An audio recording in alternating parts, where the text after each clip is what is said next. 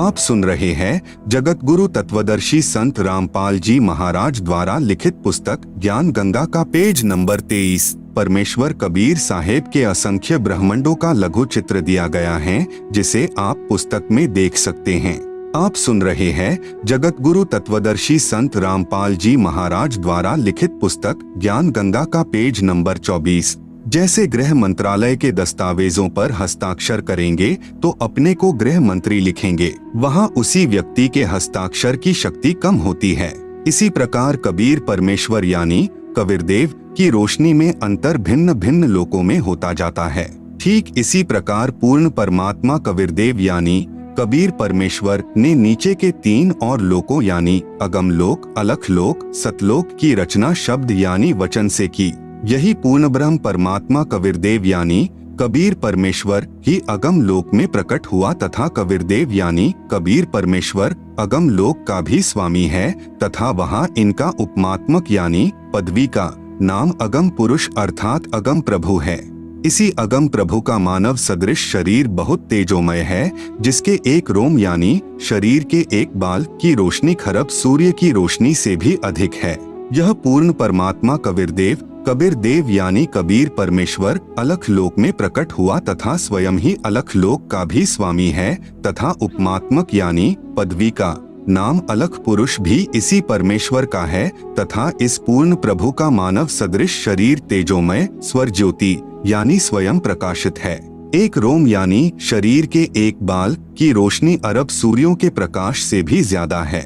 यही पूर्ण प्रभु सतलोक में प्रकट हुआ तथा सतलोक का भी अधिपति यही है, इसलिए इसी का उपमात्मक यानी पदवी का नाम सतपुरुष यानी अविनाशी प्रभु है।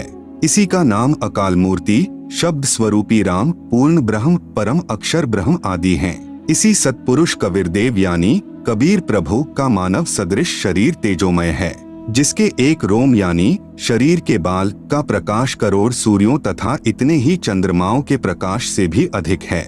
इस कबीरदेव यानी कबीर प्रभु ने सतपुरुष रूप में प्रकट होकर सतलोक में विराजमान होकर प्रथम सतलोक में अन्य रचना की। एक शब्द यानी वचन से 16 द्वीपों की रचना की, फिर 16 शब्दों से 16 पुत्रों की उत्पत्ति की।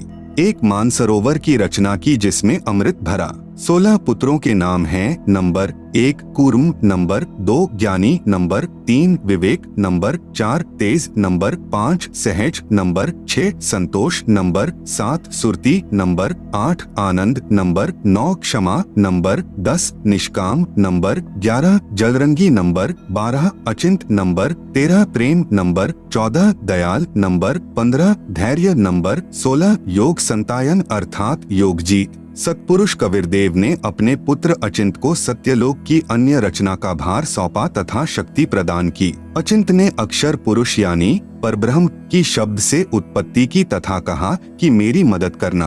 अक्षर पुरुष स्नान करने मानसरोवर पर गया, वहाँ आनंद आया तथा सो गया, लंबे समय तक बाहर नहीं आया। आप सुन रहे हैं जगत गुरु तत्वदर्शी संत रामपाल जी महाराज द्वारा लिखित पुस्तक ज्ञान गंगा का पेज नंबर 25। तब अचिंत की प्रार्थना पर अक्षर पुरुष को नींद से जगाने के लिए कबीरदेव यानी कबीर परमेश्वर ने उसी मानसरोवर से कुछ अमृत जल लेकर एक अंडा बनाया तथा उस अंडे में एक आत्मा प्रवेश की तथा अंडे को मानसरोवर के अमृत जल में छोड़ा। अंडे की गड़गड़ाहट से अक्षर पुरुष की निंद्रा भंग हुई। उसने अंडे को क्रोध से देखा, जिस कारण से अंडे के 2 भाग हो गए। उसमें से ज्योति निरंजन यानी शर पुरुष निकला, जो आगे चलकर काल कहलाया। इसका वास्तविक नाम कैल है। तब सतपुरुष यानी कबीरदेव ने आकाशवाणी की कि आप दोनों बाहर आओ तथा अचिंत के द्वीप में रहो। आज्ञा पाकर अक्षर पुरुष तथा अक्षर पुरुष यानी कैल दोनों अचिंत के द्वीप में रहने लगे। बच्चों की नालायकी उन्हीं को दिखाई कि कहीं फिर प्रभुता की तरफ न बन जाए, क्योंकि समर्थ बिन कार्य सफल नहीं होता। फिर पूर्ण धनी कबीरदेव ने सर्व रचना स्वयं की। अपनी शब्द शक्ति से एक राजेश्वरी यानी राष्ट्रीय शक्ति उत्पन्न की, जिससे सर्व ब्रह्मांडों को स्थापित किया। इसी को पराशक्ति परानंदनी भी कहते हैं। पूर्ण ब्रह्म ने सर्व आत्माओं को अपने ही अंदर से अपनी वचन शक्ति से अपने मानव शरीर सदृश उत्पन्न किया। प्रत्येक हंस आत्मा का परमात्मा जैसा ही शरीर रचा, जिसका तेज 16 सूर्यों जैसा मानव सदृश ही है। परंतु परमेश्वर के शरीर के एक रोमकूप का प्रकाश करोड़ों सूर्यों से भी ज्यादा है।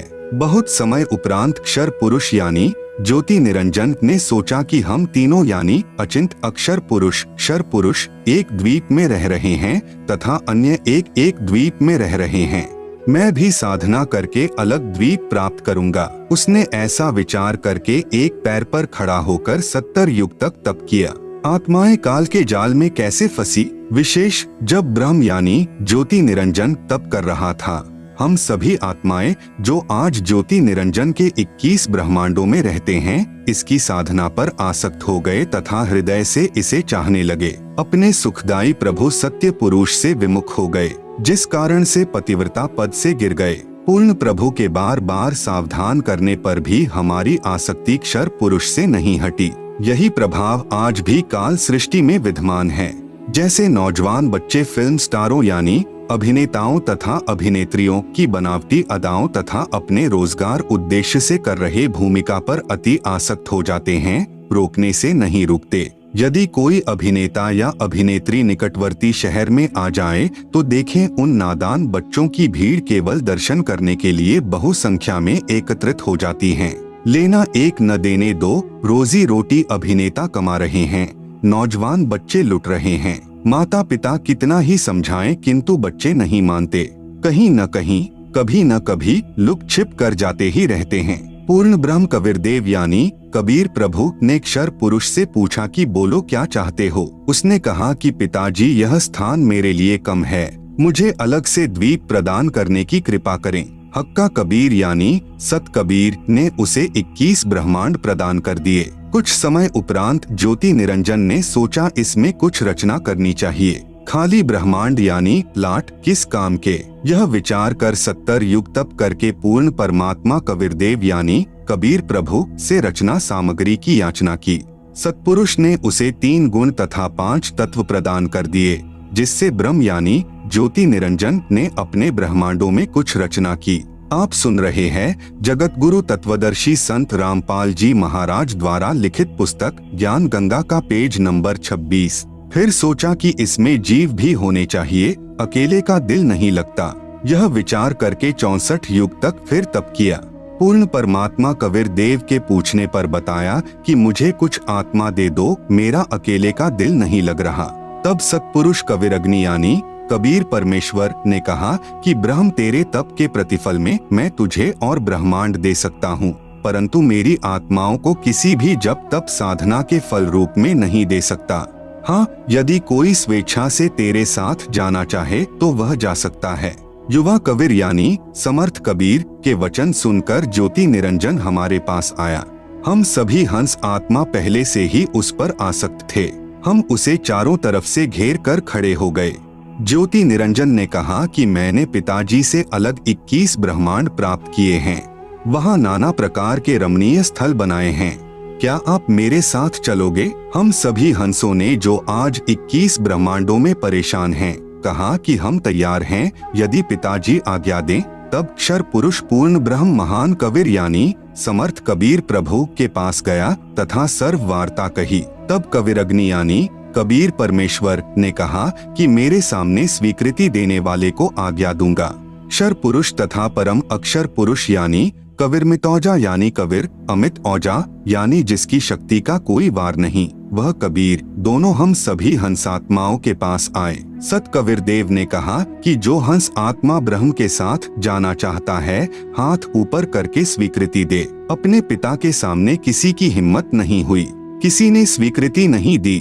बहुत समय तक सन्नाटा छाया रहा। तत्पश्चात एक हंस आत्मा ने साहस किया तथा कहा कि पिताजी, मैं जाना चाहता हूँ। फिर तो उसकी देखा देखी जो आज काल यानी ब्रह्म के 21 ब्रह्मांडों में फंसी हैं, हम सभी आत्माओं ने स्वीकृति दे दी। परमेश्वर कबीर जी ने ज्योति निरंजन से कहा कि आप अपने स्थान पर जाओ। जिन्होंने तेरे साथ जाने की स्वीकृति दी है, मैं उन सर्वहंस आत्माओं को आपके पास भेज दूंगा। ज्योति निरंजन अपने 21 ब्रह्मांडों में चला गया। उस समय तक यह 21 ब्रह्मांड सतलोक में ही थे। तत्पश्चात पूर्ण ब्रह्म ने सर्वप्रथम स्वीकृति देने वाले हंस को लड़की का रूप दिया, परंतु स्त्री इंद्री नहीं रची तथा सर्व आत्माओं को जिन्होंने ज्योति निरंजन यानी ब्रह्म के साथ जाने की सहमति दी थी, उस लड़की के शरीर में प्रवेश कर दिया तथा उसका नाम आष्ट्रा यानी आदि माया प्रकृति देवी दुर्गा पड़ा तथा सत्य पुरुष ने कहा कि पुत्री मैंने तेरे को शब्द शक्ति प्रदान कर दी है, जितने जीव ब्रह्म कहे आप उत्पन्न कर देना। पूर्ण ब्रह्म कबीरदेव यानी कबीर साहेब अपने पुत्र सहज दास के द्वारा प्रकृति को क्षर पुरुष के पास भिजवा दिया। सहज दास जी ने ज्योति निरंजन को बताया कि पिताजी ने इस बहन के शरीर में उन सर्व आत्माओं को प्रवेश कर दिया है जिन्होंने आपके साथ जाने की सहमति व्यक्त की थी तथा इसको पिताजी ने वचन शक्ति प्रदान की है। आप जितने जीव चाहोगे प्रकृति अपने शब्द से उत्पन्न कर देगी। यह कहकर सहजदास वापस अपने द्वीप में आ गया। युवा होने के कारण लड़की का रंगरूप निखरा हुआ था। ब्रह्म के अंदर विषय वासना उत्पन्न हो गई तथा प्रकृति देवी के साथ अभद्र गति विधि प्रारंभ की। आप सुन रहे हैं जगत गुरु तत्वदर्शी संत रामपाल जी महाराज द्वारा लिखित पुस्तक ज्ञान गंगा का पेज नंबर 27। तब दुर्गा ने कहा कि ज्योति निरंजन मेरे पास पिताजी की प्रदान की हुई शब्द शक्ति है। आप जितने प्राणी कहोगे मैं वचन से उत्पन्न कर दूंगी। आप मैथुन परंपरा शुरू मत करो। आप भी उसी पिता के शब्द से अंडे से उत्पन्न हुए हो तथा मैं भी उसी परमपिता के वचन से ही बाद में उत्पन्न हुई हूँ। आप मेरे बड़े भाई हो। बहन भाई का यह योग महापाप का कारण बनेगा। परंतु ज्योति निरंजन ने प्रकृति देवी की एक भी प्रार्थना नहीं सुनी तथा अपनी शब्द शक्ति द्वारा नाखूनों से स्त्री इंद्री यानी भग प्रकृति को लगा दी तथा बलात्कार करने की ठानी। उसी समय दुर्गा ने अपनी इज्जत रक्षा के लिए कोई और चारा न देख सूक्ष्म रूप बनाया तथा ज्योति निरंजन के खुले मुख के द्वारा पेट में प्रवेश करके पूर्ण ब्रह्म कबीरदेव से अपनी रक्षा के लिए याचना की। उसी समय कबीरदेव यानी कबीरदेव अपने पुत्र योग संतायन अर्थात जोगजीत का रूप बनाकर वहां प्रकट हुए तथा कन्या को ब्रह्म के उदर से बाहर निकाला तथा कहा कि ज्योति निरंजन आज से तेरा नाम काल होगा। तेरे जन्म मृत्यु होते रहेंगे, इसीलिए तेरा नाम क्षर पुरुष होगा तथा 1 लाख मानव शरीरधारी प्राणियों को प्रतिदिन खाया करेगा व 1.25 लाख उत्पन्न किया करेगा। आप दोनों को 21 ब्रह्मांड सहित निष्कासित किया जाता है। इतना कहते ही 21 ब्रह्मांड विमान की तरह चल पड़े। सहज दास के द्वीप के पास से होते हुए सतलोक से 16 शंख कोस यानी 1 कोस लगभग 3 किलोमीटर का होता है की दूरी पर आकर रुक गए। विशेष विवरण अब तक 3 शक्तियों का विवरण आया है। नंबर 1 पूर्ण ब्रह्म जिसे अन्य उपमात्मक नामों से भी जाना जाता है जैसे सतपुरुष अकाल पुरुष शब्द स्वरूपी राम परम अक्षर ब्रह्म पुरुष आदि। यह पूर्ण ब्रह्म असंख्य ब्रह्मांडों का स्वामी है तथा वास्तव में अविनाशी है। नंबर 2 परब्रह्म जिसे अक्षर पुरुष भी कहा जाता है, यह वास्तव में अविनाशी नहीं है। यह 7 शंख ब्रह्मांडों का स्वामी है।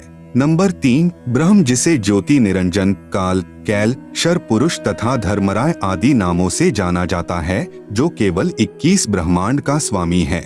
अब आगे इसी ब्रह्म यानी काल की सृष्टि के एक ब्रह्मांड का परिचय दिया जाएगा जिसमें 3 और नाम आपके पढ़ने में आएंगे, ब्रह्मा विष्णु तथा शिव। जगत गुरु तत्वदर्शी संत रामपाल जी महाराज द्वारा लिखित पुस्तक ज्ञान गंगा का पेज नंबर 28 पर एक ब्रह्मांड का लघु चित्र दिया गया है जिसे आप पुस्तक में देख सकते हैं।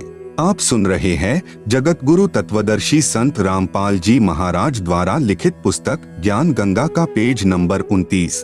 ब्रह्म तथा ब्रह्मा में भेद। एक ब्रह्मांड में बने सर्वोपरि स्थान पर ब्रह्म यानी क्षर पुरुष स्वयं 3 गुप्त स्थानों की रचना करके ब्रह्मा विष्णु तथा शिव रूप में रहता है तथा अपनी पत्नी प्रकृति यानी दुर्गा के सहयोग से 3 पुत्रों की उत्पत्ति करता है।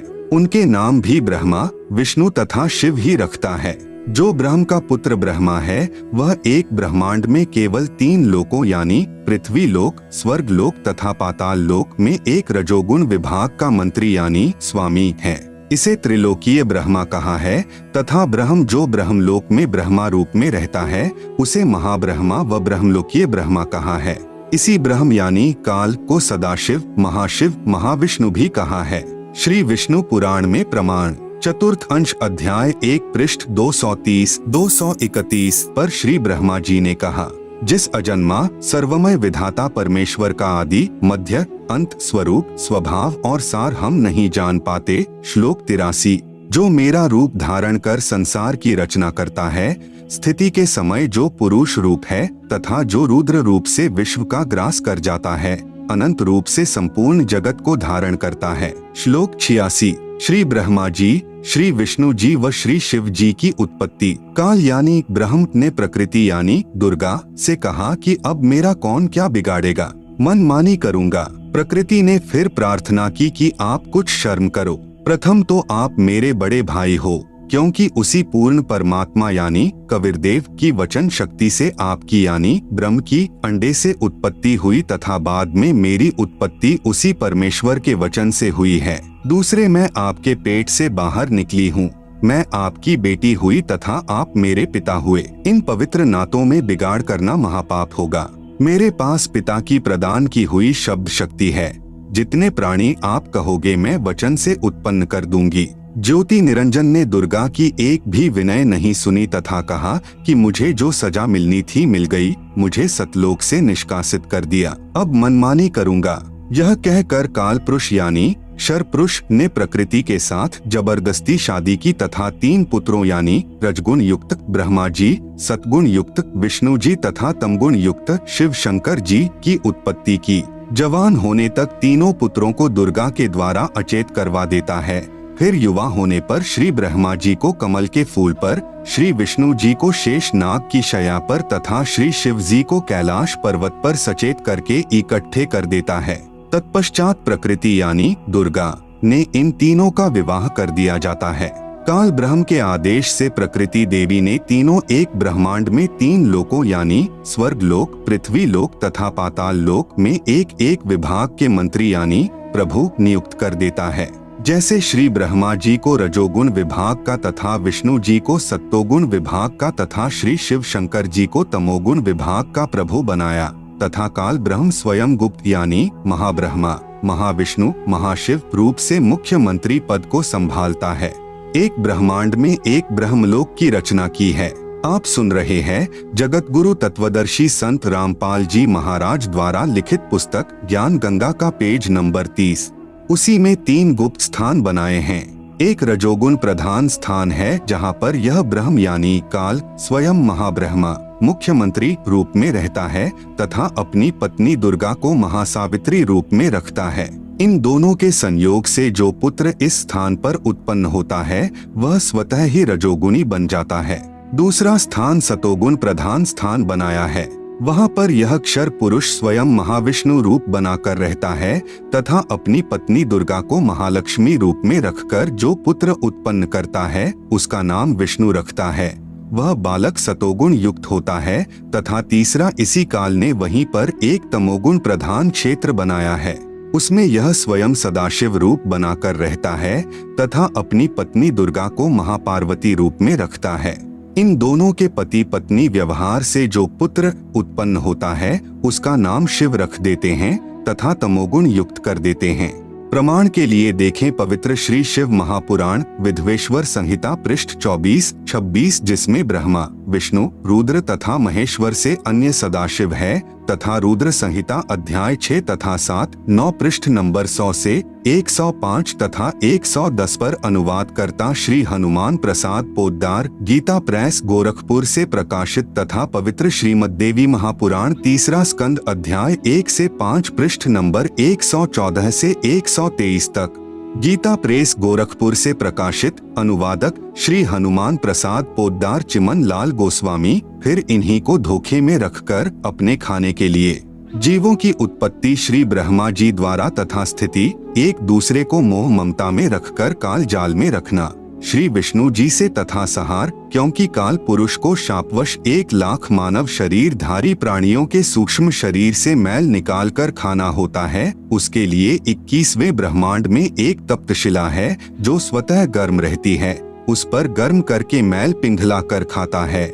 जीव मरते नहीं परंतु कष्ट असहनीय होता है। फिर प्राणियों को कर्म आधार पर अन्य शरीर प्रदान करता है। श्री शिव जी द्वारा करवाता है। जैसे किसी मकान में 3 कमरे बने हों, एक कमरे में अश्लील चित्र लगे हों, उस कमरे में जाते ही मन में वैसे ही मलिन विचार उत्पन्न हो जाते हैं। दूसरे कमरे में साधु संतों भक्तों के चित्र लगे हों तो मन में अच्छे विचार प्रभु का चिंतन ही बना रहता है। तीसरे कमरे में देश भक्तों व शहीदों के चित्र लगे हों तो मन में वैसे ही जोशीले विचार उत्पन्न हो जाते हैं। ठीक इसी प्रकार ब्रह्म यानी काल ने अपनी सूझबूझ से उपरोक्त तीनों गुण प्रधान स्थानों की रचना की हुई है। तीनों गुण क्या हैं? प्रमाण सहित तीनों गुण रजगुण ब्रह्मा जी, सतगुण विष्णु जी, तमगुण शिव जी हैं। ब्रह्म यानी काल तथा प्रकृति यानी दुर्गा से उत्पन्न हुए हैं तथा तीनों नाशवान हैं। प्रमाण गीता प्रेस गोरखपुर से प्रकाशित श्री शिव महापुराण जिसके संपादक हैं श्री हनुमान प्रसाद पोद्दार, पृष्ठ संख्या 24 से 26 विधवेश्वर संहिता तथा पृष्ठ 110 अध्याय 9 रुद्र संहिता। इस प्रकार ब्रह्मा विष्णु तथा शिव तीनों देवताओं में गुण हैं, परंतु शिव यानी ब्रह्म काल गुणातीत कहा गया है। आप सुन रहे हैं जगत गुरु तत्वदर्शी संत रामपाल जी महाराज द्वारा लिखित पुस्तक ज्ञान गंगा का पेज नंबर 31। दूसरा प्रमाण गीता प्रेस गोरखपुर से प्रकाशित श्रीमद् देवी भागवत पुराण जिसके संपादक हैं श्री हनुमान प्रसाद पोद्दार चिमन लाल गोस्वामी। तीसरा स्कंद अध्याय 5 पृष्ठ 123। भगवान विष्णु ने दुर्गा की स्तुति की, कहा कि मैं यानी विष्णु ब्रह्मा तथा शंकर तुम्हारी कृपा से विद्यमान हैं। हमारा तो आविर्भाव यानी जन्म तथा तिरोभाव यानी मृत्यु होती है। हम नित्य यानी अविनाशी नहीं हैं। तुम ही नित्य हो, जगत जननी हो, प्रकृति और सनातनी देवी हो। भगवान शंकर ने कहा, यदि भगवान ब्रह्मा तथा भगवान विष्णु तुम ही से उत्पन्न हुए हैं तो उनके बाद उत्पन्न होने वाला मैं तमोगुणी लीला करने वाला शंकर क्या तुम्हारी संतान नहीं हुआ? अर्थात मुझे भी उत्पन्न करने वाली तुम ही हो। इस संसार की सृष्टि स्थिति संहार में तुम्हारे गुण सदा सर्वदा हैं। इन्हीं तीनों गुणों से उत्पन्न हम ब्रह्मा विष्णु तथा शंकर नियमानुसार कार्य में तत्पर रहते हैं। उपरोक्त यह विवरण केवल हिंदी में अनुवादित श्री देवी महापुराण से है, जिसमें कुछ तथ्यों को छुपाया गया है। इसलिए यही प्रमाण देखें श्रीमद्देवी भागवत महापुराण सभाष्टिकम संहात्यम, खेमराज श्री कृष्ण दास प्रकाशन मुंबई। इसमें संस्कृत सहित हिंदी अनुवाद किया है। तीसरा स्कंद अध्याय 4 पृष्ठ 10 श्लोक 42। ब्रह्मा अहम ईश्वरः फिलते प्रभावात् सर्वे वयम जनियुता न यदा तु नित्याः के अन्ये सुराः शतमख प्रमुखाः च नित्या नित्या त्वमेव जननी प्रकृतिः पुराणा। हिंदी अनुवाद हे मात ब्रह्मा मैं तथा शिव तुम्हारे ही प्रभाव से जन्मवान हैं, नित्य नहीं हैं, अर्थात हम अविनाशी नहीं हैं। फिर अन्य इंद्रादि दूसरे देवता किस प्रकार नित्य हो सकते हैं? तुम ही अविनाशी हो, प्रकृति तथा सनातनी देवी हो। पृष्ठ 11-12 अध्याय 5 श्लोक 8। यदि दयार्द्रम्ना न सदाम्बिके कथमेहम विहितः च तमोगुणः कमलजश्च रजोगुण संभवः सुविहितः किमु सत्वगुणो हरियः। अनुवाद भगवान शंकर बोले, हे मात यदि हमारे ऊपर आप दयायुक्त हो तो मुझे तमोगुण क्यों बनाया? कमल से उत्पन्न ब्रह्मा को रजोगुण किस लिए बनाया तथा विष्णु को सतगुण क्यों बनाया? अर्थात जीवों के जन्म मृत्यु रूपी दुष्कर्म में क्यों लगाया? श्लोक 12। रमे से स्वप्तिम पुरुषम सदा तव गतिम न ही वह विद्म शिवे। हिंदी अपने पति पुरुष अर्थात काल भगवान के साथ सदा भोग विलास करती रहती हो, आपकी गति कोई नहीं जानता। निष्कर्ष उपरोक्त प्रमाणों से प्रमाणित हुआ कि रजगुण ब्रह्मा, सतगुण विष्णु तथा तमगुण शिव है। ये तीनों नाशवान है। दुर्गा का पति ब्रह्म यानी काल है, यह उसके साथ भोग विलास करता है। यह भी सिद्ध हुआ कि दुर्गा तथा ब्रह्म यानी काल भी साकार हैं। ब्रह्म यानी काल की अव्यक्त रहने की प्रतिज्ञा। सूक्ष्म वेद से शेष सृष्टि रचना। तीनों पुत्रों की उत्पत्ति के पश्चात ब्रह्म ने अपनी पत्नी दुर्गा यानी प्रकृति से कहा, मैं प्रतिज्ञा करता हूँ कि भविष्य में मैं किसी को अपने वास्तविक रूप में दर्शन नहीं दूंगा। आप सुन रहे हैं जगत गुरु तत्वदर्शी संत रामपाल जी महाराज द्वारा लिखित पुस्तक ज्ञान गंगा का पेज नंबर 32। जिस कारण से मैं अव्यक्त माना जाऊंगा। दुर्गा से कहा कि आप मेरा भेद किसी को मत देना, मैं गुप्त रहूंगा।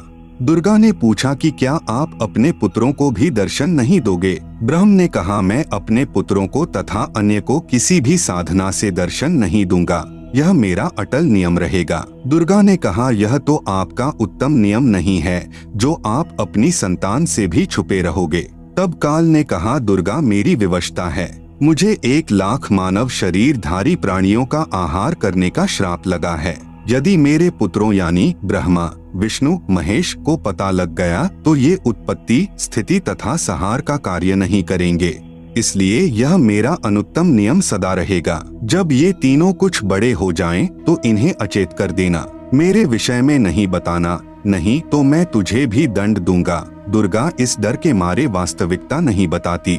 प्रमाण, इसीलिए गीता अध्याय 7 श्लोक 24 में कहा है कि यह बुद्धिहीन जन समुदाय मेरे अनुत्तम नियम से अपरिचित हैं कि मैं कभी भी किसी के सामने प्रकट नहीं होता, अपनी योग माया से छुपा रहता हूँ। इसलिए मुझ अव्यक्त को मनुष्य रूप में आया हुआ अर्थात कृष्ण मानते हैं। अबुद्धयः यानी बुद्धिहीन, मम यानी मेरे, अनुत्तमम यानी अनुत्तम अर्थात घटिया, अव्ययम यानी अविनाशी, परम भावम यानी विशेष भाव को, अजानन्तः यानी न जानते हुए, माम अव्यक्तम यानी मुझ अव्यक्त को, व्यक्तिम यानी मनुष्य रूप में, आपन्नम यानी आया, मन्यन्ते यानी मानते हैं अर्थात मैं कृष्ण नहीं हूँ। गीता अध्याय 7 श्लोक 24, गीता अध्याय 11 श्लोक 47 तथा 48 में कहा है कि यह मेरा वास्तविक काल रूप है। इसके दर्शन अर्थात ब्रह्म प्राप्ति न वेदों में वर्णित विधि से, न जप से, न तप से तथा न किसी क्रिया से हो सकती है। जब तीनों बच्चे युवा हो गए तब माता भवानी यानी प्रकृति अष्टंगी ने कहा कि तुम सागर मंथन करो। प्रथम बार सागर मंथन किया तो ज्योति निरंजन ने अपने श्वासों द्वारा 4 वेद उत्पन्न किए। उनको गुप्त वाणी द्वारा आज्ञा दी कि सागर में निवास करो। 4 वेद निकले वह ब्रह्मा ने लिए। वस्तु लेकर तीनों बच्चे माता के पास आए तब माता ने कहा कि 4 वेदों को ब्रह्मा रखे व पढ़े। नोट, वास्तव में पूर्ण ब्रह्म ने ब्रह्म अर्थात काल को 5 वेद प्रदान किए थे, लेकिन ब्रह्म ने केवल 4 वेदों को प्रकट किया, 5वां वेद छुपा दिया, जो पूर्ण परमात्मा ने स्वयं प्रकट होकर कबीरगिरभी अर्थात कबीरवाणी यानी कबीर वाणी द्वारा लोकोक्तियों व दोहों के माध्यम से प्रकट किया है। दूसरी बार सागर मंथन किया तो 3 कन्याएं मिली। माता ने तीनों को बांट दिया। प्रकृति यानी दुर्गा ने अपने ही अन्य 3 रूप यानी सावित्री, लक्ष्मी तथा पार्वती धारण किए तथा समुद्र में छुपा दी। सागर मंथन के समय बाहर आ गई। वही प्रकृति 3 रूप हुई तथा भगवान ब्रह्मा को सावित्री, भगवान विष्णु को लक्ष्मी, भगवान शंकर को पार्वती पत्नी रूप में दी। तीनों ने भोग विलास किया। सुर तथा असुर दोनों पैदा हुए। आप सुन रहे हैं जगत गुरु तत्वदर्शी संत रामपाल जी महाराज द्वारा लिखित पुस्तक ज्ञान गंगा का पेज नंबर 33। जब तीसरी बार सागर मंथन किया तो 14 रत्न ब्रह्मा को तथा अमृत विष्णु को व देवताओं को, मध यानी शराब असुरों को तथा विष परमार्थ शिव ने अपने कंठ में ठहराया। यह तो बहुत बाद की बात है। जब ब्रह्मा वेद पढ़ने लगा तो पता चला कि कोई सर्व ब्रह्मांडों की रचना करने वाला कुल का मालिक पुरुष यानी प्रभु और है। तब ब्रह्मा जी ने विष्णु जी व शंकर जी को बताया कि वेदों में वर्णन है कि सृजनहार कोई और प्रभु है, परंतु वेद कहते हैं कि भेद हम भी नहीं जानते। उसके लिए संकेत है कि किसी तत्वदर्शी संत से पूछो। तब ब्रह्मा माता के पास आया और सब वृतांत कह सुनाया। माता कहा करती थी कि मेरे अतिरिक्त और कोई नहीं है, मैं ही करता हूँ, मैं ही सर्वशक्तिमान हूँ। परंतु ब्रह्मा ने कहा कि वेद ईश्वर कृत हैं, यह झूठ नहीं हो सकते। दुर्गा ने कहा कि तेरा पिता तुझे दर्शन नहीं देगा, उसने प्रतिज्ञा की हुई है। तब ब्रह्मा ने कहा, माता जी अब आपकी बात पर अविश्वास हो गया है, मैं उस पुरुष यानी प्रभु का पता लगाकर ही रहूंगा। दुर्गा ने कहा कि यदि वह तुझे दर्शन नहीं देगा तो तुम क्या करोगे? ब्रह्मा ने कहा कि मैं आपको शक्ल नहीं दिखाऊंगा। दूसरी तरफ ज्योति निरंजन ने कसम खाई है कि मैं अव्यक्त रहूंगा, किसी को दर्शन नहीं दूंगा, अर्थात 21 ब्रह्मांड में कभी भी अपने वास्तविक काल रूप में आकार में नहीं आऊंगा। गीता अध्याय नंबर 7 का श्लोक नंबर 24। अव्यक्तम व्यक्तिम आपन्नम मन्यन्ते माम अबुद्धयः परम भावम अजानन्तः मम अव्ययम अनुत्तमम।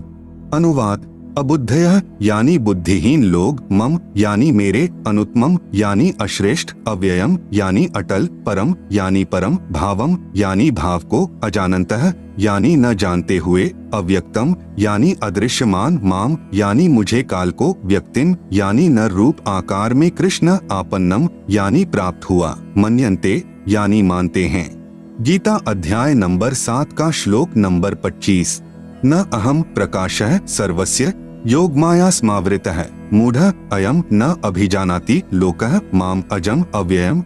अनुवाद: अहम यानी मैं, योगमाया स्मावृतः यानी योगमाया से छिपा हुआ, सर्वस्य यानी सबके, प्रकाशः यानी प्रत्यक्ष, न यानी नहीं होता अर्थात अदृश्य अर्थात अव्यक्त रहता हूँ इसलिए, अजम यानी जन्म न लेने वाले, अव्ययम यानी अविनाशी अटल भाव को, अयम यानी यह, मूढ़ः यानी अज्ञानी, लोकः यानी जन समुदाय संसार, माम यानी मुझे, न यानी नहीं, अभिजानाति यानी जानता अर्थात मुझको कृष्ण समझता है, क्योंकि ब्रह्म अपनी शब्द शक्ति से अपने नाना रूप बना लेता है। यह दुर्गा का पति है, इसलिए इस मंत्र में कह रहा है कि मैं श्री कृष्ण आदि की तरह दुर्गा से जन्म नहीं लेता। ब्रह्मा का अपने पिता यानी काल ब्रह्म की प्राप्ति के लिए प्रयत्न। तब दुर्गा ने ब्रह्मा जी से कहा कि अलख निरंजन तुम्हारा पिता है, परंतु वह तुम्हें दर्शन नहीं देगा। ब्रह्मा ने कहा कि मैं दर्शन करके ही लौटूंगा। माता ने पूछा कि यदि तुझे दर्शन नहीं हुए तो क्या करेगा? ब्रह्मा ने कहा मैं प्रतिज्ञा करता हूँ, यदि पिता के दर्शन नहीं हुए तो मैं आपके समक्ष नहीं आऊंगा। आप सुन रहे हैं जगत गुरु तत्वदर्शी संत रामपाल जी महाराज द्वारा लिखित पुस्तक ज्ञान गंगा का पेज नंबर 34। यह कहकर ब्रह्मा जी व्याकुल होकर उत्तर दिशा की तरफ चल दिया, जहाँ अंधेरा ही अंधेरा है। वहाँ ब्रह्मा ने 4 युग तक ध्यान लगाया परंतु कुछ भी प्राप्ति नहीं हुई। काल ने आकाशवाणी की कि जीव उत्पत्ति क्यों नहीं की। भवानी ने कहा कि आपका ज्येष्ठ पुत्र ब्रह्मा जिद करके आपकी तलाश में गया है। ब्रह्मा के बिना जीव उत्पत्ति का सब कार्य असंभव है। ब्रह्म यानी काल ने कहा उसे वापस बुला लो, मैं उसे दर्शन नहीं दूंगा। तब दुर्गा यानी प्रकृति ने अपनी शब्द शक्ति से गायत्री नाम की लड़की उत्पन्न की तथा उसे ब्रह्मा को लौटा लाने को कहा। गायत्री ब्रह्मा जी के पास गई परंतु ब्रह्मा जी समाधि लगाए हुए थे, उन्हें कोई आभास ही नहीं था कि कोई आया है। तब आदि कुमारी यानी प्रकृति ने गायत्री को ध्यान द्वारा बताया कि इसके चरण स्पर्श कर। तब गायत्री ने ऐसा ही किया। ब्रह्मा जी का ध्यान भंग हुआ तो क्रोधवश बोले कि कौन पापिन है जिसने मेरा ध्यान भंग किया है, मैं तुझे श्राप दूंगा। गायत्री कहने लगी कि मेरा दोष नहीं है, पहले मेरी बात सुनो तब श्राप देना। मेरे को माता ने तुम्हें लौटा लाने को कहा है क्योंकि आपके बिना जीव उत्पत्ति नहीं हो सकती। ब्रह्मा ने कहा कि मैं कैसे जाऊं, पिताजी के दर्शन हुए नहीं, ऐसे जाऊं तो मेरा उपहास होगा। यदि आप माता जी के समक्ष यह कह दें कि ब्रह्मा को पिता यानी ज्योति निरंजन के दर्शन हुए हैं, मैंने अपनी आंखों से देखा है, तो मैं आपके साथ चलूं। तब गायत्री ने कहा कि आप मेरे साथ संभोग यानी सेक्स करोगे तो मैं आपकी झूठी साक्षी यानी गवाही भरूंगी। तब ब्रह्मा ने सोचा कि पिता के दर्शन हुए नहीं, वैसे जाऊं तो माता के सामने शर्म लगेगी और चारा नहीं दिखाई दिया। फिर गायत्री से रति क्रिया यानी संभोग की। तब गायत्री ने कहा कि क्यों न एक गवाह और तैयार किया जाए। ब्रह्मा ने कहा बहुत ही अच्छा है। तब गायत्री ने शब्द शक्ति से एक लड़की यानी पुहपवती नाम की पैदा की तथा उससे दोनों ने कहा कि आप गवाही देना कि ब्रह्मा ने पिता के दर्शन किए हैं। तब पुहपवती ने कहा कि मैं क्यों झूठी गवाही दूं? हाँ, यदि ब्रह्मा मेरे से रति क्रिया यानी संभोग करे तो गवाही दे सकती हूँ। गायत्री ने ब्रह्मा को समझाया यानी उकसाया कि और कोई चारा नहीं है। तब ब्रह्मा ने पुहपवती से संभोग किया तो तीनों मिलकर आदि माया यानी प्रकृति के पास आए। दोनों देवियों ने उपरोक्त शर्त इसलिए रखी थी कि यदि ब्रह्मा माता के सामने हमारी झूठी गवाही को बता देगा तो माता हमें श्राप दे देगी, इसलिए उसे भी दोषी बना लिया। यहाँ महाराज गरीबदास जी कहते हैं कि दास गरीब यह चूक धुरों धुर। भावार्थ, इस काल यानी ब्रह्म के लोक में यह बुराई प्रारंभ से ही है तथा यहाँ काल के लोक में देवता भी बुराई से अछूते नहीं हैं। जैसे श्री विष्णु जी ने जालंधर राक्षस की पतिव्रता पत्नी तुलसी के साथ धोखा करके उसके साथ रति क्रिया यानी सेक्स करके उसका पतिव्रता भंग किया, भगवान शिव ने भी श्री विष्णु द्वारा मोहिनी रूप धारण करने पर उसके साथ संभोग यानी सेक्स करने के उद्देश्य से उसका हाथ पकड़ा। उसी कारण से श्री शिव का शुक्र यानी वीर्य स्खलित हो गया। श्री विष्णु जी अपने वास्तविक रूप में प्रकट हो गए। आप सुन रहे हैं जगत गुरु तत्वदर्शी संत रामपाल जी महाराज द्वारा लिखित पुस्तक ज्ञान गंगा का पेज नंबर 35। माता दुर्गा द्वारा ब्रह्मा को श्राप देना। ब्रह्मा ने वेदों में पढ़ा यजुर्वेद अध्याय 5 मंत्र 1 अग्नेह तनुह असि, जिसका अर्थ है परमेश्वर तेजोमय शरीर युक्त है।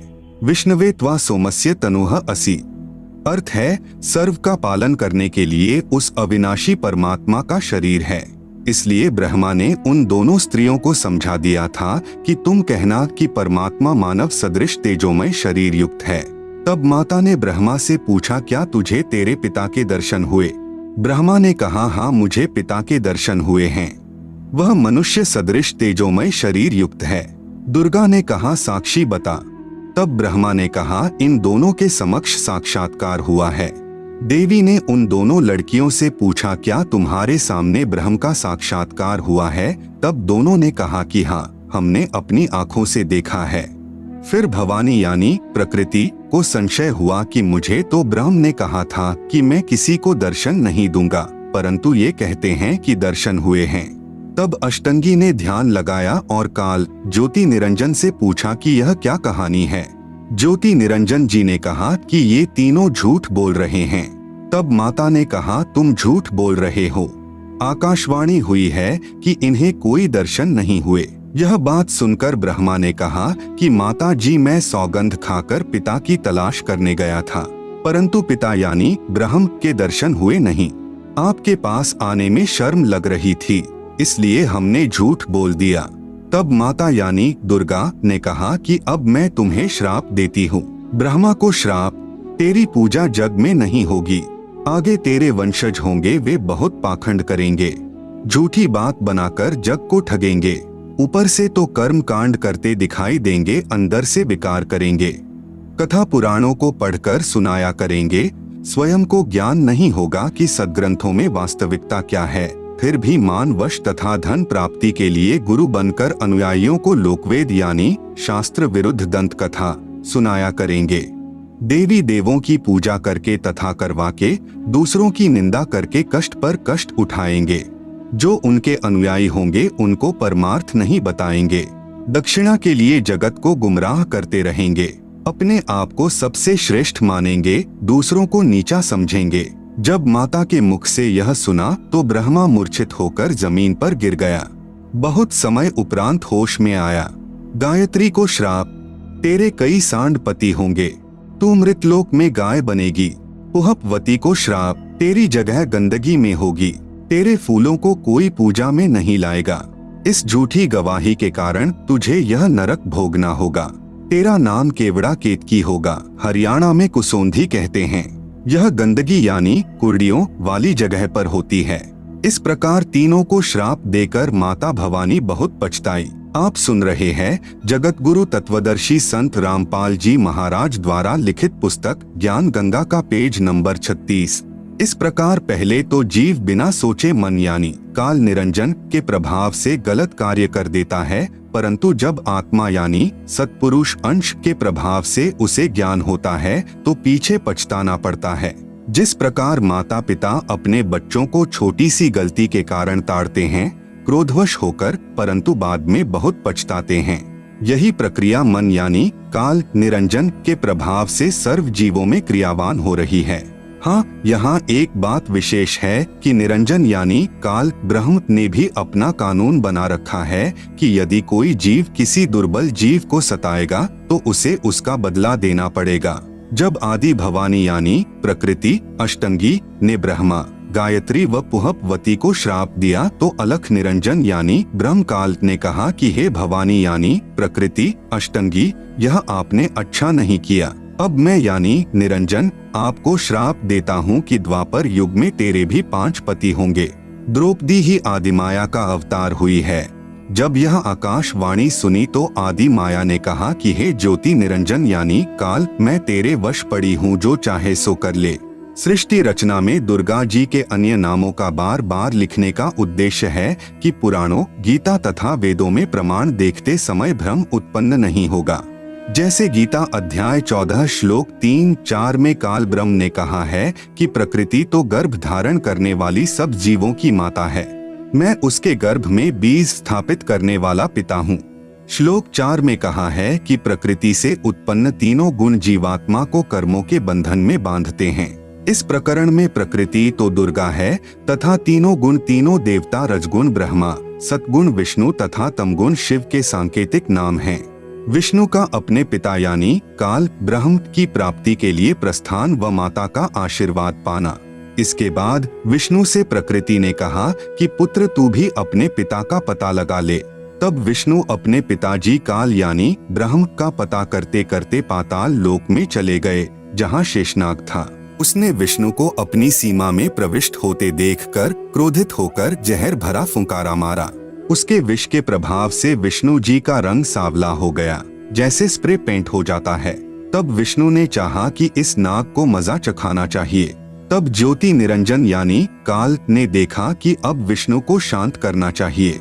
तब आकाशवाणी हुई कि विष्णु, अब तू अपनी माता जी के पास जा और सत्य सत्य सारा विवरण बता देना तथा जो कष्ट आपको शेषनाग से हुआ है, इसका प्रतिशोध द्वापर युग में लेना।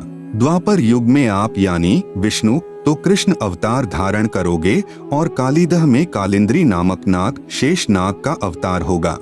ऊंच होई के नीच सतावे ताकर ओएल यानी बदला मोही सो पावे, जो जीव देई पीर पुनि काहू हम पुनि ओएल दिवावेता हूँ। तब विष्णु जी माता जी के पास आए तथा सत्य सत्य कह दिया कि मुझे पिता के दर्शन नहीं हुए।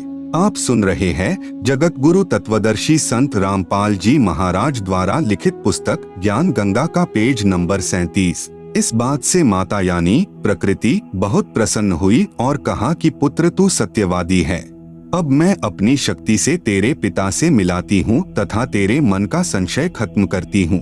कबीर देख पुत्र तो ही पिता भीटाऊ, तोरे मन का धोखा मिटाऊ। मन स्वरूप करता कह जानो, मनते दूजा और न मानो।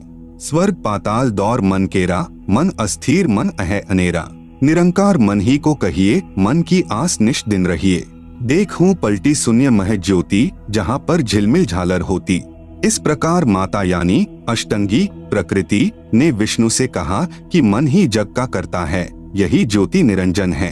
ध्यान में जो 1000 ज्योतियां नजर आती हैं, वही उसका रूप है। जो शंख घंटा आदि का बाजा सुना, यह महास्वर्ग में निरंजन का ही बज रहा है। तब माता यानी अष्टंगी प्रकृति ने कहा कि हे पुत्र, तुम सब देवों के सरताज हो और तेरी हर कामना व कार्य मैं पूर्ण करूंगी।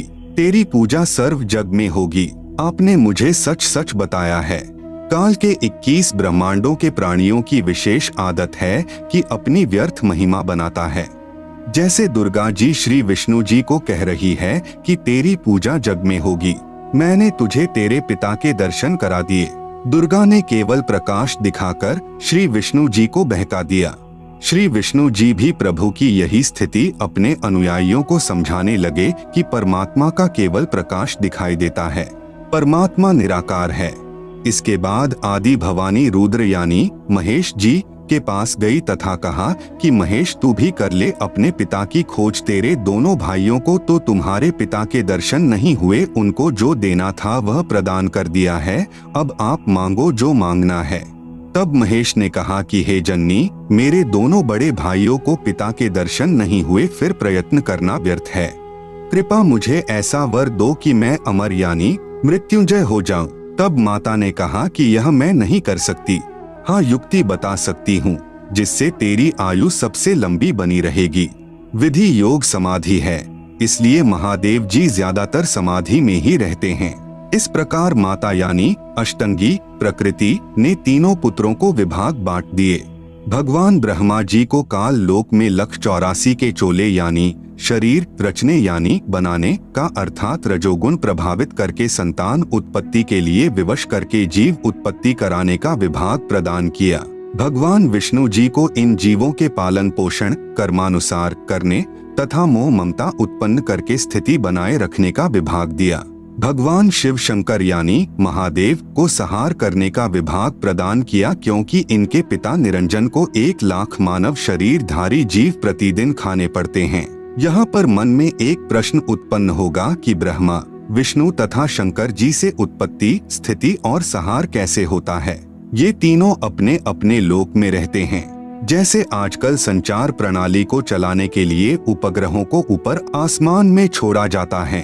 आप सुन रहे हैं जगत गुरु तत्वदर्शी संत रामपाल जी महाराज द्वारा लिखित पुस्तक ज्ञान गंगा का पेज नंबर 38, और वे नीचे पृथ्वी पर संचार प्रणाली को चलाते हैं। ठीक इसी प्रकार ये तीनों देव जहाँ भी रहते हैं, इनके शरीर से निकलने वाले सूक्ष्म गुण की तरंगे तीनों लोकों में अपने आप हर प्राणी पर प्रभाव बनाए रहती है।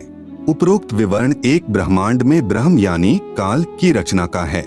ऐसे क्षर पुरुष यानी काल के 21 ब्रह्मांड हैं, परंतु क्षर पुरुष यानी काल स्वयं व्यक्त अर्थात वास्तविक शरीर रूप में सबके सामने नहीं आता। उसी को प्राप्त करने के लिए तीनों देवों यानी ब्रह्मा जी, विष्णु जी, शिव जी को वेदों में वर्णित विधि अनुसार भरसक साधना करने पर भी ब्रह्म यानी काल के दर्शन नहीं हुए। बाद में ऋषियों ने वेदों को पढ़ा। उसमें लिखा है कि अग्नेय तनूर असि, पवित्र यजुर्वेद अध्याय 1 मंत्र 15 परमेश्वर सशरीर है, तथा पवित्र यजुर्वेद अध्याय 5 मंत्र 1 में लिखा है कि अग्नेय तनूर असि विष्णवे त्वा सोमस्य तनूर असि। इस मंत्र में 2 बार वेद गवाही दे रहा है कि सर्वव्यापक सर्वपालन करता सत्पुरुष सशरीर है। पवित्र यजुर्वेद अध्याय 40 मंत्र 8 में कहा है कि कबीर मनीषी यानी जिस परमेश्वर की सर्व प्राणियों को चाह है, वह कबीर अर्थात कबीर है। उसका शरीर बिना नाड़ी यानी अस्नाविरम का है। शुक्रम यानी वीर्य से बनी 5 तत्व से बनी भौतिक अकायम यानी काया रहित है। वह सर्व का मालिक सर्वोपरि सत्यलोक में विराजमान है। उस परमेश्वर का तेजपुंज का स्वर ज्योति यानी स्वयं प्रकाशित शरीर है, जो शब्द रूप अर्थात अविनाशी है। वही कबीरदेव यानी कबीर परमेश्वर है, जो सर्व ब्रह्मांडों की रचना करने वाला विधाता यानी सर्व ब्रह्मांडों का रचनहार, स्वयंभूः यानी स्वयं प्रकट होने वाला, यथा तथ्य अर्थान यानी वास्तव में, शाश्वत यानी अविनाशी है। गीता अध्याय 15 श्लोक 17 में भी प्रमाण है। भावार्थ है कि पूर्ण ब्रह्म का शरीर का नाम कबीर यानी कबीरदेव है। उस परमेश्वर का शरीर नूर तत्व से बना है। परमात्मा का शरीर अति सूक्ष्म है, जो उस साधक को दिखाई देता है जिसकी दिव्य दृष्टि खुल चुकी है।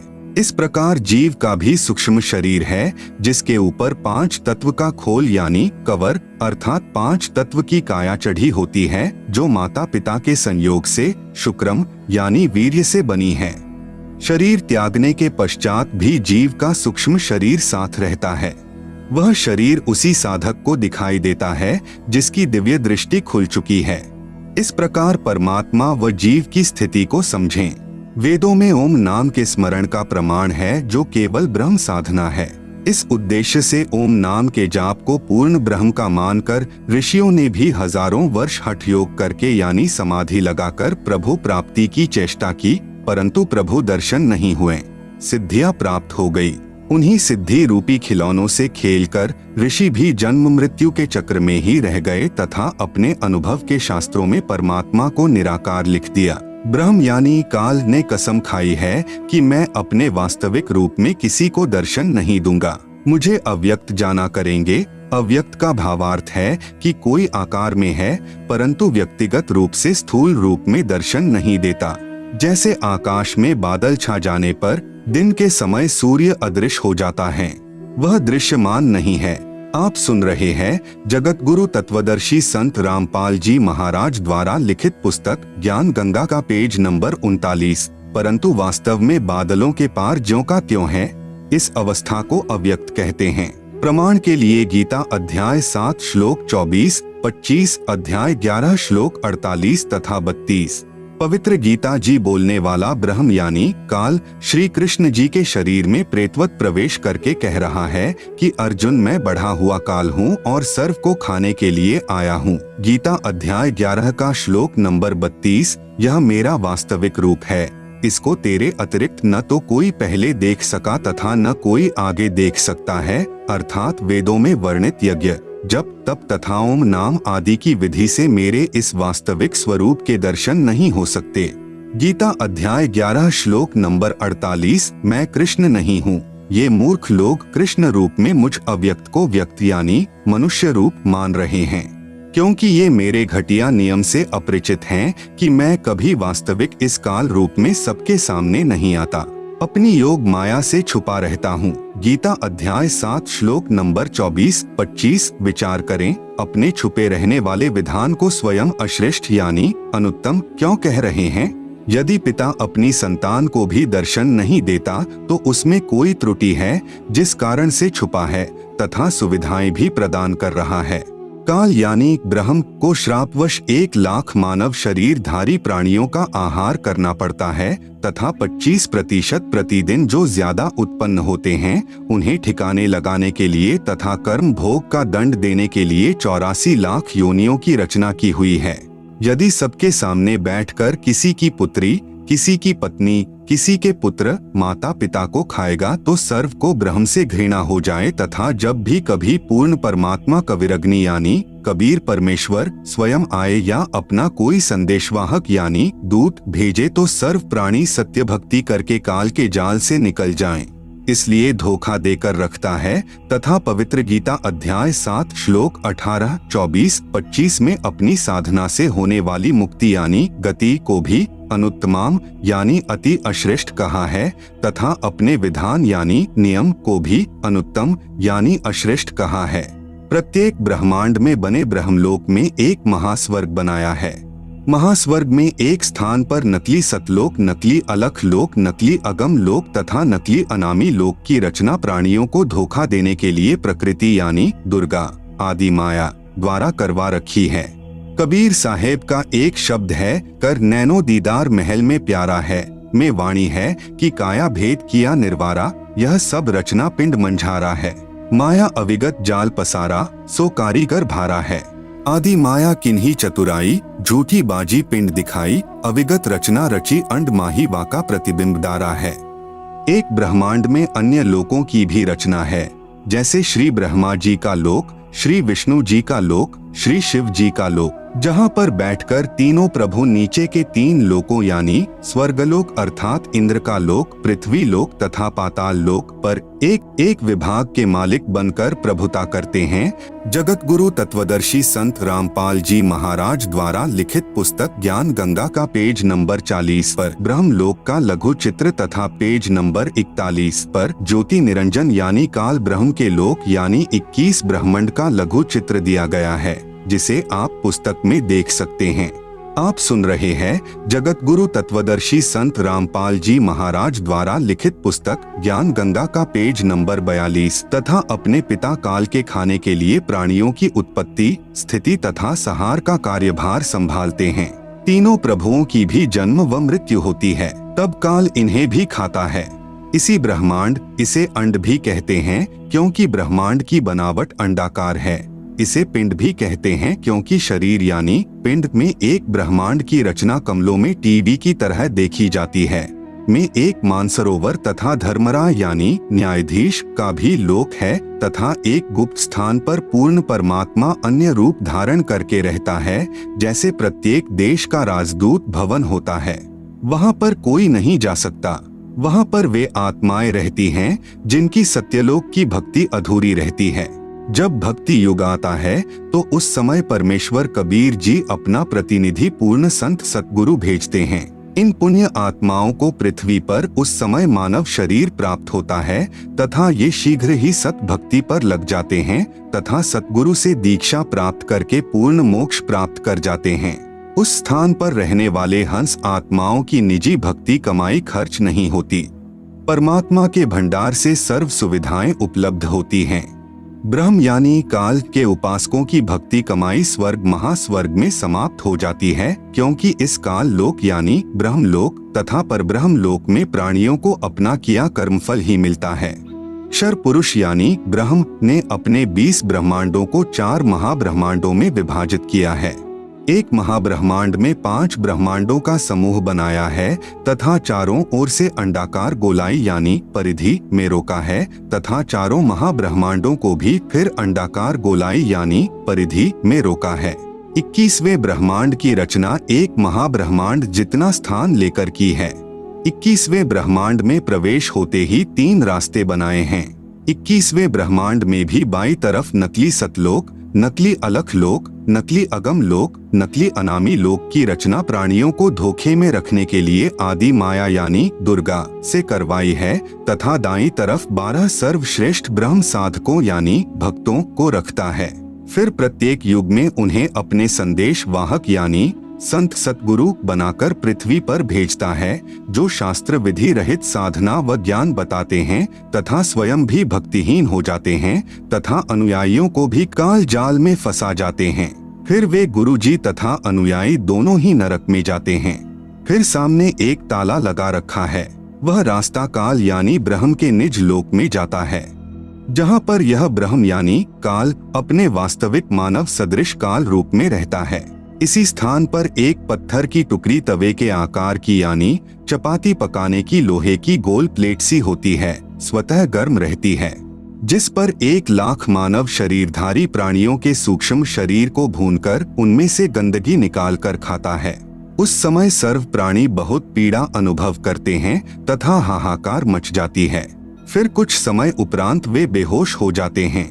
जीव मरता नहीं। फिर धर्मराय के लोक में जाकर कर्माधार से अन्य जन्म प्राप्त करते हैं तथा जन्म मृत्यु का चक्कर बना रहता है। आप सुन रहे हैं जगत गुरु तत्वदर्शी संत रामपाल जी महाराज द्वारा लिखित पुस्तक ज्ञान गंगा का पेज नंबर 43। उपरोक्त सामने लगा ताला ब्रह्म यानी काल केवल अपने आहार वाले प्राणियों के लिए कुछ क्षण के लिए खोलता है। पूर्ण परमात्मा के सत्य नाम व सार नाम से यह ताला स्वयं खुल जाता है। ऐसे काल का जाल पूर्ण परमात्मा कबीरदेव यानी कबीर साहेब ने स्वयं ही अपने निजी भक्त धर्मदास जी को समझाया। परब्रह्म के साथ संख ब्रह्मांडों की स्थापना कबीर परमेश्वर यानी कबीरदेव ने आगे बताया है कि परब्रह्म यानी अक्षर पुरुष ने अपने कार्य में गफलत की, क्योंकि यह मानसरोवर में सो गया तथा जब परमेश्वर यानी मैंने अर्थात कबीर साहेब ने उस सरोवर में अंडा छोड़ा तो अक्षर पुरुष यानी परब्रह्म ने उसे क्रोध से देखा। इन दोनों अपराधों के कारण 7 संख ब्रह्मांडों सहित सतलोक से बाहर कर दिया। अन्य कारण अक्षर पुरुष यानी परब्रह्म अपने साथी ब्रह्म यानी शर पुरुष की विदाई में व्याकुल होकर परमपिता कबीरदेव यानी कबीर परमेश्वर की याद भूलकर उसी को याद करने लगा तथा सोचा कि क्षर पुरुष यानी ब्रह्म तो बहुत आनंद मना रहा होगा, वह स्वतंत्र राज्य करेगा, मैं पीछे रह गया। तथा अन्य कुछ आत्माएं जो परब्रह्म के साथ 7 संख ब्रह्मांडों में जन्म मृत्यु का कर्मदंड भोग रही हैं, उन हंस आत्माओं की विदाई की याद में खो गई जो ब्रह्म यानी काल के साथ 21 ब्रह्मांडों में फंसी हैं तथा पूर्ण परमात्मा सुखदाई कबीरदेव की याद भुला दी। परमेश्वर कबीरदेव के बार बार समझाने पर भी आस्था कम नहीं हुई। परब्रह्म यानी अक्षर पुरुष ने सोचा कि मैं भी अलग स्थान प्राप्त करूं तो अच्छा रहे। यह सोचकर राज्य प्राप्ति की इच्छा से सारनाम का जाप प्रारंभ कर दिया।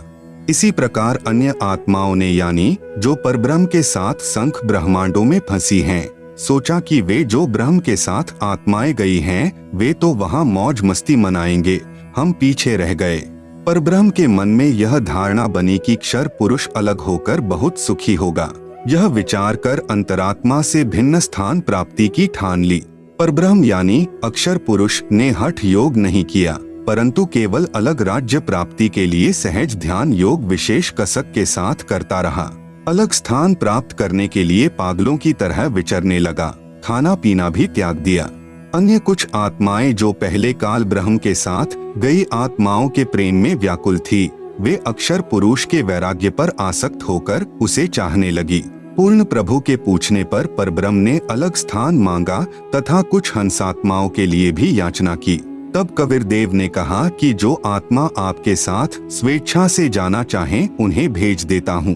पूर्ण प्रभु ने पूछा कि कौन हंस आत्मा परब्रह्म के साथ जाना चाहता है, सहमति व्यक्त करे। बहुत समय उपरांत एक हंस ने स्वीकृति दी। फिर देखा देखी उन सर्व आत्माओं ने भी सहमति व्यक्त कर दी। सर्वप्रथम स्वीकृति देने वाले हंस को स्त्री रूप बनाया, उसका नाम ईश्वरी माया यानी प्रकृति सुरती रखा तथा अन्य आत्माओं को उस ईश्वरी माया में प्रवेश करके अचिंत द्वारा अक्षर पुरुष यानी परब्रह्म के पास भेजा।